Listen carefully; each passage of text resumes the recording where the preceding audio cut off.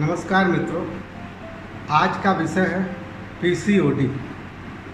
आज के समय में महिलाएं के ऊपर अधिक काम का बोझ है, क्योंकि उन्हें घर और बाहर दोनों का काम देखना पड़ता है। ऐसी स्थिति में तनाव का स्तर अधिक बढ़ जाता है और महिलाएं अपने ऊपर ध्यान नहीं देती हैं। दिन रात कंप्यूटर पर लगी रहती हैं, रात में देर तक सोती हैं और सुबह बहुत देर तक जगती हैं। ऐसी स्थिति में शरीर को अनदेखा करने से कई प्रकार की समस्याएं पैदा होती हैं और कई प्रकार की बीमारियां अपना स्थान बनाने लगती हैं, जिसमें से एक है पीसीओडी की समस्या।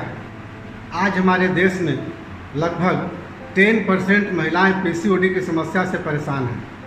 महिलाओं में यह रोग तेज़ी से बढ़ते जा रहा है। पहले यह रोग 30 से 35 वर्ष की महिलाओं में हुआ करता था, लेकिन आजकल अब तो कम उम्र की लड़कियों में भी, स्कूल जाने वाली बच्चियों में भी यह पाया जा रहा है। हम जानते हैं कि पीसीओडी क्या है, इसके कौन कौन से कारण हैं, इसके लक्षण क्या क्या मिलते हैं, इसमें बचाव के क्या उपाय होना चाहिए, इसमें आहार विहार क्या होना चाहिए और इसकी चिकित्सा के बारे में आज बताने जा रहा हूँ। अब हम देखते हैं कि पीसीओडी क्या है, यानी पीसीओडी का मतलब क्या होता है।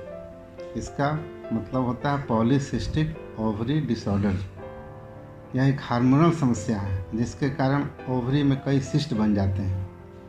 इसमें महिलाएं शारीरिक और मानसिक रूप से परेशान रहती हैं। ये सिस्ट पीरियड्स और प्रेगनेंसी दोनों को डिस्टर्ब करते हैं। अब हम देखते हैं कि पीसीओडी के कारण कौन कौन से हैं।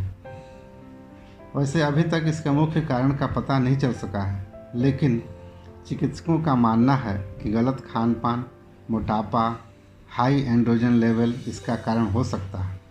देर रात तक जगना, दिन में देर तक सोना, ये तो आम बात बन गई है। इससे हमारे शरीर का हार्मोनल सिक्रेशन बुरी तरह प्रभावित हो जाता है और यही कारण है कि हमारे समाज में पीसीओडी, मोटापा और डिप्रेशन की समस्या तेज़ी से बढ़ रही है।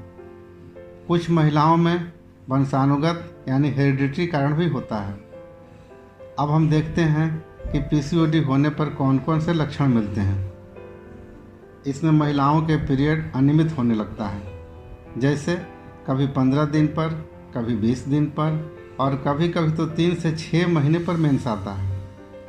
कम उम्र की लड़कियां तो शर्म के कारण अपने पेरेंट्स को बताती भी नहीं हैं। किसी किसी महिलाओं में तो मेंस आता ही नहीं है, बिल्कुल बंद हो जाता है और किसी किसी महिलाओं में मेंस आने पर 10 दिन, 15 दिन और 20-20 दिन पर यह आते ही रहता है। इससे महिलाओं में रक्त की कमी, काफ़ी कमजोरी इत्यादि होने लगती है। महिलाओं के शरीर पर या चेहरे पर अनचाहे बाल आने लगते हैं, चेहरे पर कील मुहासे निकलने लगते हैं। इससे चेहरा वायली, मलिन दिखने लगता है और सुंदरता समाप्त हो जाती है। पेट के निचले हिस्से में दर्द रहता है, गर्भ ठहरने में परेशानी होती है। मोटापा के कारण वजन बढ़ने लगता है।